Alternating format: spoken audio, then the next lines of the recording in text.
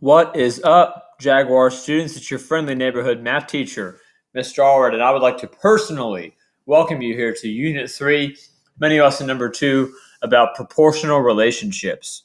Okay? Tell Edpuzzle everything you remember from the last mini lesson.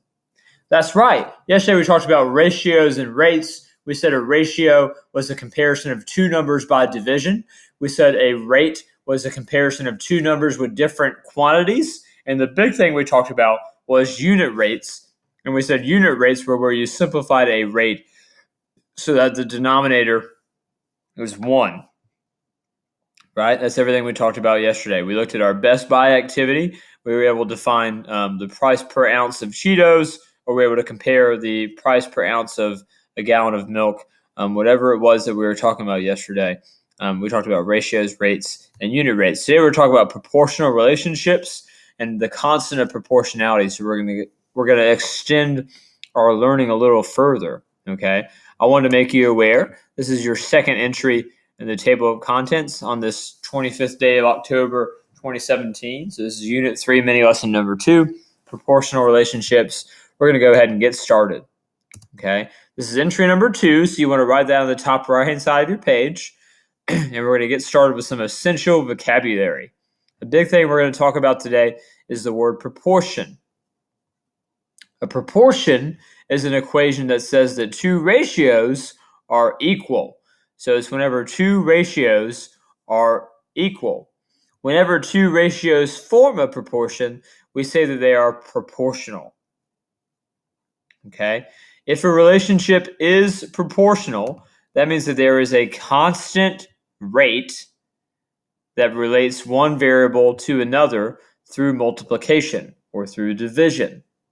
Okay? The constant of proportionality is the constant rate of change that is associated with the different pairs of measurements in a proportional relationship. Okay? Sometimes we might see it as an equation, just like this, where y equals k times x, where k represents the constant of proportionality.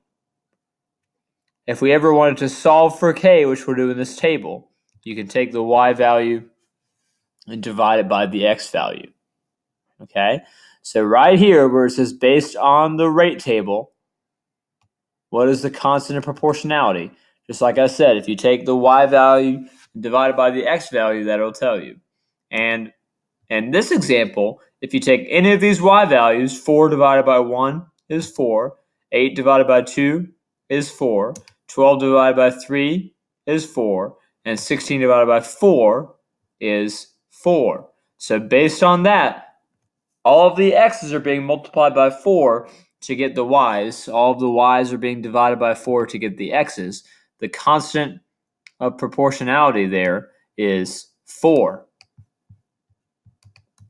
Okay?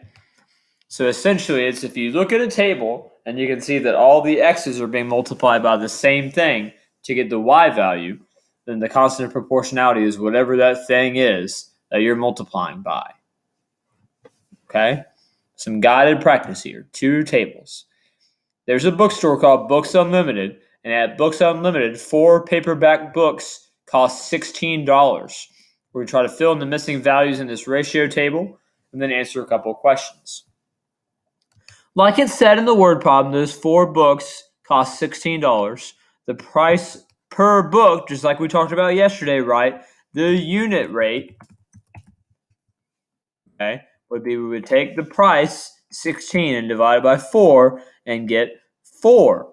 That happens to be the constant of proportionality, okay, for this table is $4 per book. So we could then go and figure out, okay, what the rest of the table should look like. If there's 5 books and it's $4 per book, 5 times 4 is $20. If we know we paid $48, how many books do you think that would be? That's right. 48 divided by $4 per book is 12 books. And we already know that 1 book is worth $4. Here's the really fun part, guys. This is the fun part. You can write an equation to represent the cost of any number of books, okay? Because to find the cost, what we did is we took all these numbers and we were able to multiply any of these numbers by 4 to get this number for the cost. So, with that in mind, the cost is equal to 4 times the number of books that you buy. The cost equals 4 times the number of books that you buy. We've now filled out a rate table and found the constant of proportionality. Okay? This next one says that Narns and Boble, that's right, Narns and Boble bookstore is selling 8 books for $48. Let's find its constant of proportionality by doing $48 for 8 books. $48 divided by 8 is $6, so it's $6 per book. I want you to tell Edpuzzle what you think the rest of the table should say. If there's 6 books, what should it cost? That's right. 6 times 6 is $36.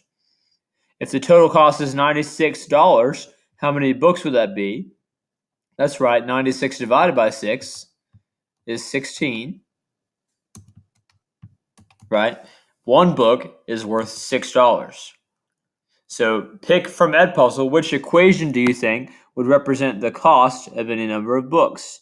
The cost is equal to 6 times the number of books that you buy. So we fit out lots of things in these two charts.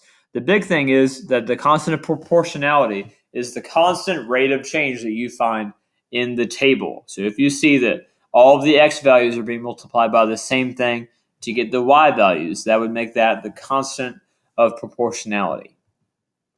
Okay? What you're going to do is you're going to look at one of these on the back, just one of them. You're going to try this one on the back. Okay? You're going to see if the relationship is proportional. I want you to see if you could figure out how we could tell. And if it is proportional, I want you to find the constant of proportionality. After that, I don't want you to do any more. Okay? Remember that of all my students I've ever taught, you are one of them. Make it a great day or not. The choice is yours. Goodbye.